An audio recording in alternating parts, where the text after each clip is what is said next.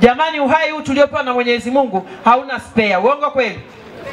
Ninaye mganga mkuu wa mkoa hapa, ninamwaagiza aende akaweke mpango madhubuti kwenye hospitali yetu ya Rufaa Mandewa, hospitali zetu zote za kata, zahanati, vituo vya afya, hospitali za wilaya, tuweke utaratibu wa namna bora ya kuwapata wakalimani tunapompata mwenzetu mwenye changamoto kama hii. Inawezekana tukiwatambua, tukawa na simu zao, akitokea siku hiyo mgonjwa tunamuita on call, tunampa hela yake, amemwasilisha vizuri mgonjwa amepata dawa, amepata tiba, na hiyo ndio Tanzania. Tanzania oye! Kwa hiyo sitaki kuona eti mtu amebakwa apati haki yake kwa sababu haeleweki anachoongea. Mtu anaumwa ameshindwa kusikilizwa kwa sababu hakuna mkalimani wa kutafsiri nini anachoumwa. Haya yanawezekana. Tumesomesha vijana wengi hapa tu mbele leo, unaweza ukaona mfano. Tunalo jeshi kubwa na naamini huko kwingine kote yapo. Niwaombe kwa mkoa wa Singida, wale wote waliosoma lugha ya alama, naomba nitataja simu yangu, kila mmoja anitafute humo, aniambie yuko wapi, tuwe na database yao ili waweze kuwahudumia hawa ndugu zetu. Siku ya viziwiziwi woye! Asante. Kwa kweli mimi kama mganga mkuu wa mkoa, na ambapo leo nimemwakilisha pia katibu tawala wa mkoa, nimeyapokea moja kwa moja maagizo ya Mheshimiwa mkuu wa mkoa, kwa sababu ni kweli kuna changamoto katika eneo hili, kwa sababu hii taaluma ya ukalimani kwa bado hatujaiweka kwenye nafasi za ajira katika hospitali zetu. Kwa hiyo bado kuna changamoto. Tunashukuru wenzetu tayari wameshaanza, kama tulivyoambiwa leo Mbeya tayari wameshaanza kuweka hizo ajira. Kwa hiyo tutajitahidi kuweka hata kwa kuanza kwa mikataba, lakini inapofika mwaka wa uandaji wa bajeti kama kwa ajili ya watumishi, tutahakikisha tunaweka nafasi hizi, na hasa tutaanza na hospitali ya rufaa ya mkoa, lakini na hospitali za wilaya. Lakini pia watu hawa wapo kwenye soko, kwa hiyo naamini tutaweza kuwapata hata wakawa katika tunaita call, wakaitwa pale ambapo kunahitajika. Kwa sababu agizo lingine ambalo tulipokea pia ni kutambua watu wenye changamoto ya usikivu, kwa maana ya viziwi katika mkoa wetu, lakini pia kuna wageni wanaingia, sio tu wale waliopo ndani ya mkoa, ili tuwe na utayari wa kuwahudumia kwenye huduma hizi ambazo wote tunatambua kwamba miundombinu ya afya na huduma zote, vifaa tiba na kila kitu kipo ndani ya hospitali zetu. Kwa hiyo ili wenzetu hao wenye uziwi waweze kupata huduma stahiki, kama ambavyo mmeona pia hata kwenye maigizo ambako changamoto ipo, ili waweze kupata huduma vizuri katika hospitali, vituo vya afya na zahanati nyingi ambazo zimejengwa kupitia serikali ya awamu ya 6 ya Mheshimiwa Dr. Samia Suluhu Hassan. Ni vyema kabisa tukawa na hawa watu na tutalifanyia kazi haraka sana. Asante. Kwa majina naitwa Tungi Mwanjala. Mimi ni kaimu mwenyekiti wa shirikisho la vyama vya watu wenye ulemavu SHIVYAWATA, lakini pia ni mjumbe wa kamati ya wanawake ya taifa kutokana na chama cha viziwi Tanzania ambacho ni CHAVITA.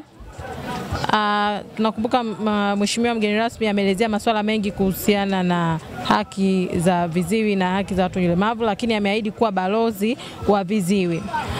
Lakini pia ameweza kuahidi kwamba atabeba jukumu ya yale yote ambayo tumemweleza kutokana na shughuli ya leo. Kama ambavyo tulimweleza kuhusiana na mkataba wa itifaki wa Afrika wa watu wenye ulemavu wa ADP, tulitegemea kwamba yeye kama Mheshimiwa mkuu wa mkoa awe balozi kuweza kufikisha ule waraka ambao tumempa, ili walau haki zetu ziweze kutimizwa, walau tuweze kupata huo mkataba wa kimataifa wa Kiafrika ADP hapa Tanzania uweze kuwa ratified, uweze kupitishwa.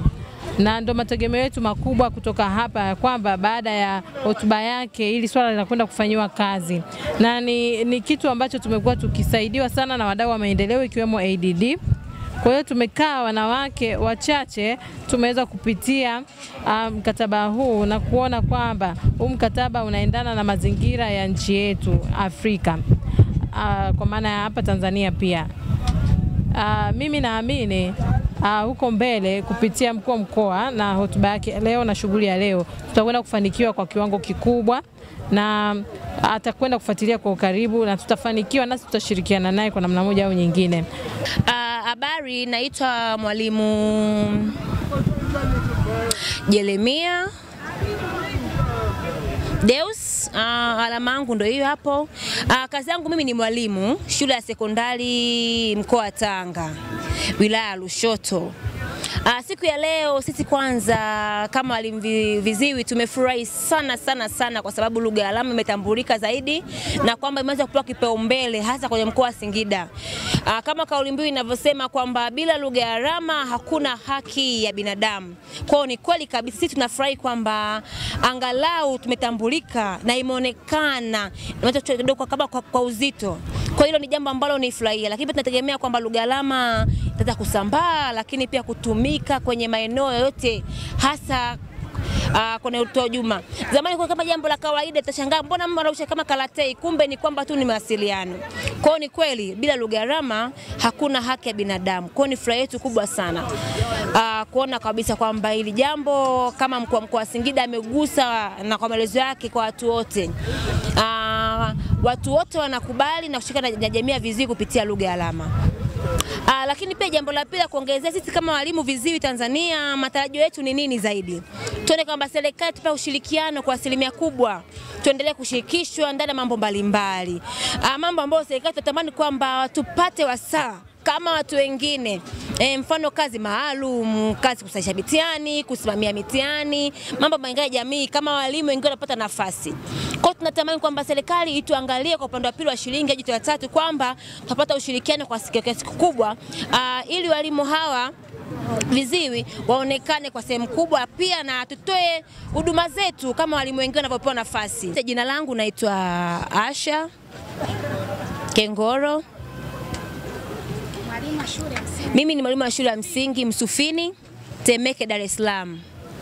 Nashukuru kupata nafasi hii nzuri ya kuzungumza kidogo swala la changamoto zetu sisi walimu viziwi Tanzania.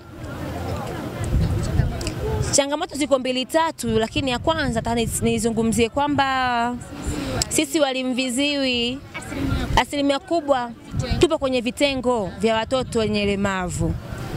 Hawa watoto wenyewe ulemavu unavyoona, mimi kama mwalimu ni mlemavu. Mazingira tafanya kazi ni mazito na magumu sana. Haya mazingira yanahitaji kuyaangalia kwa jicho la 3, sio mawili peke yake. Kosi tumesoma kawaida kama wengine, mshahara kama kawaida kama wengine. Inauma kwa sababu tafanya kazi nyingi na mara 2 tofauti na wale walimu wa kawaida. Kazi ya kwanza, mimi nafikiria nitafanya vipi nimfundishe yule mtoto kiziwi apate nyimbo zote kwenye mtaala zipo za Kiswahili kwa sauti, sio kwa lugha ya alama. Huyu mtoto anakuja pale hajui Kiswahili, hajui lugha ya alama. Nimfundishe vipi aweze kuelewa? Hilo la kwanza. Lakini la pili, ndio nifikirie mtaala wenyewe wote unaosema ni uongoze. Kwanza pia niumalize kwa wakati. Kwa sisi walimu viziwi au watu wenye ulemavu kwa ujumla kwamba kazi tunayofanya sisi ni mbili na sio moja.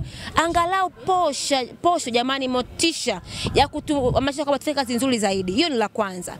Twende kwa kipengele cha pili. Shule zenye vitengo jamani hazina walimu kabisa. Tuseme tu ukweli. Mfano shule ya msingi Msifuni, mwalimu wa kitengo tuko tu 4. Walioajiriwa special. Hapo ipata picha kidogo. Tunaanza darasa la kwanza mpaka la 6. Walimu 4. Tunajigawa vipi? Ni vigumu sana. Matokeo yake watoto wanakosa haki zao za msingi. Naomba serikali iangalie. Wapo vijana wengi tena walemavu vilikuwa wamemaliza ajira hawana. Au wanaweza kupewa nafasi ya kufundisha watoto walemavu.